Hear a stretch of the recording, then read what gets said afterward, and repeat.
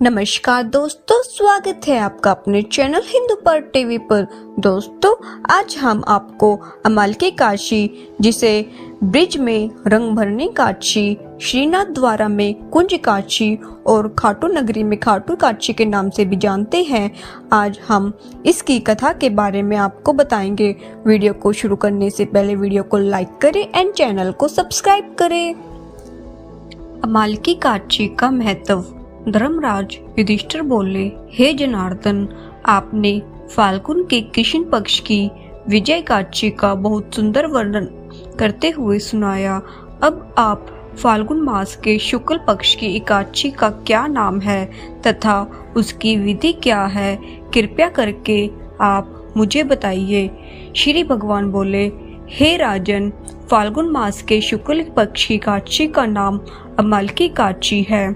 इस व्रत के करने से समस्त पाप नष्ट हो जाते हैं और इसके प्रभाव से 1000 गोदान का फल प्राप्त होता है।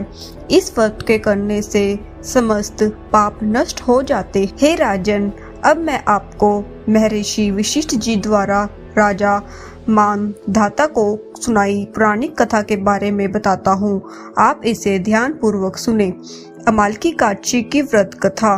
राजा मानधाता बोले कि हे वशिष्ठ जी, यदि आप मुझ पर कृपा करें तो किसी ऐसे व्रत की कथा कहिए जिससे मेरा कल्याण हो। महर्षि वशिष्ठ बोले, हे राजन, सब व्रतों से उत्तम और अंत में मोक्ष देने वाली अमालकी काशी के व्रत का मैं वर्णन करता हूँ। यह काशी फाल्गुन मास के शुक्ल पक्ष में होती है। एक वैदिश नाम का नगर था जिसमें ब्राह्मण, क्षत्रिय, वैश्य और शूद्र चारों वर्ण आनंद सहित रहते थे। उस नगर में सदैव वेद ध्वनि गूंजा करती थी तथा पापी, दुराचारी और नास्तिक उस नगर में कोई नहीं था। उस नगर में जयद्रथ नाम का चंद्रवंशी राजा राज्य करता था। वह अत्यंत विद्वान तथा धर्मी था।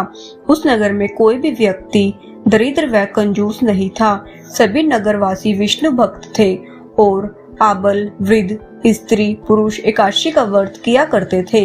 एक समय फाल्गुन मास के शुक्ल पक्ष की अमालकी काशी आई। उस दिन राजा, प्रजा और बाल वृद्ध सबने हर्ष पूर्वक व्रत किया।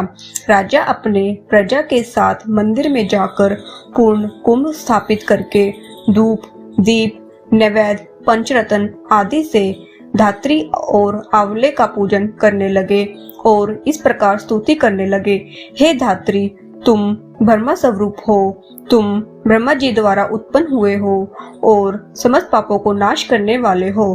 तुमको नमस्कार है। अब तुम मेरा अर्घ्य स्वीकार करो। तुम श्री रामचंद्र जी द्वारा सम्मानित हो। मैं आपकी प्रार्थना करता हूँ, अतः आप मेरे समस्त पापों का नाश करो। उस मंदिर में सबने रात्रि को जागरण किया। रात के समय वहाँ एक बहेलिया आया जो अत्यंत पापी और दुराचार था। वह अपने कुटुंब का पालन जीव हत्या करके किया करता था। भूख और प्यास से अत्यंत व्याकुल वह बहेलिया इस जागरण को देखने के लिए मंदिर के एक कोने में बैठ गया और विष्णु भगवान तथा एकादशी महत्व की कथा सुनने लगा। इस प्रकार अन्य मनुष्य की भांति उसने भी सारी रात जाग कर बिता दी।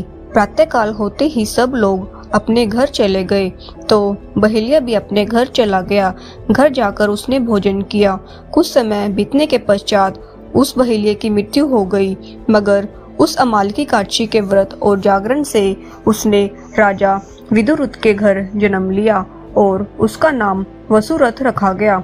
युवा होने पर वह चतुरंगनी सेना के सहित तथा धन धान्य से युक्त होकर 10,000 ग्रामों का पालन करने लगा।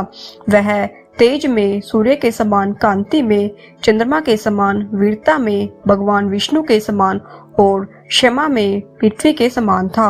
वह अत्यंत धार्मिक, सत्यवादी, कर्मवीर और विष्णु भक्त था। वह प्रजा का समान भाव से पालन करता था।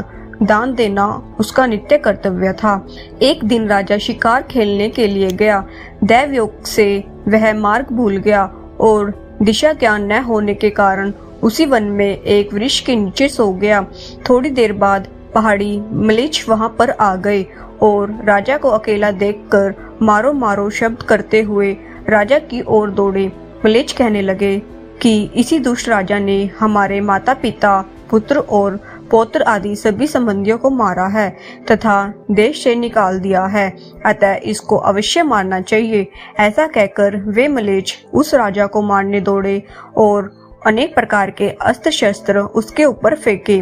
वे सब अस्त्र शस्त्र राजा के शरीर पर गिरते ही नष्ट हो जाते और उनका वार पुष्प के समान प्रतीत होता। अब उन म्लेच्छों के अस्त्र शस्त्र उल्टा उन्हीं पर प्रहार करने लगे, जिससे वह मूर्छित होकर गिरने लगे। उसी समय राजा के शरीर से एक दिव्य स्त्री उत्पन्न हुई। वह स्त्री अत्यंत सुंदर होती हुई भी उसकी भ्रिकुटी टेढ़ी थी। उसकी आंखों से लाल लाल अग्नि निकल रही थी, जिससे वह दूसरे काल के समान प्रतीत होती थी। वह स्त्री म्लेच्छों को मारने दौड़ी और थोड़ी ही देर में उसने सब म्लेच्छों को काल के गाल में पहुंचा दिया। जब राजा सोकर उठा तो उसने म्लेच्छों को मरा हुआ देखकर कहा कि इन शत्रुओं को किसने मारा है? इस वन में मेरा कौन हितैषी रहता है? वह ऐसा विचार कर ही रहा था कि आकाशवाणी हुई, हे राजा, इस संसार में विष्णु भगवान के अतिरिक्त कौन तेरी सहायता कर सकता है? इस आकाशवाणी को सुनकर राजा अपने राज्य में आ गया और सुखपूर्वक राज्य करने लगा। महर्षि वशिष्ठ बोले कि हे राजन, यह अमालकीकादशी के व्रत का प्रभाव था। जो मनुष्य इस अमालकीकादशी का व्रत करता है वह प्रत्येक कार्य में सफल होते हैं और अंत में विष्णु लोक को जाते हैं।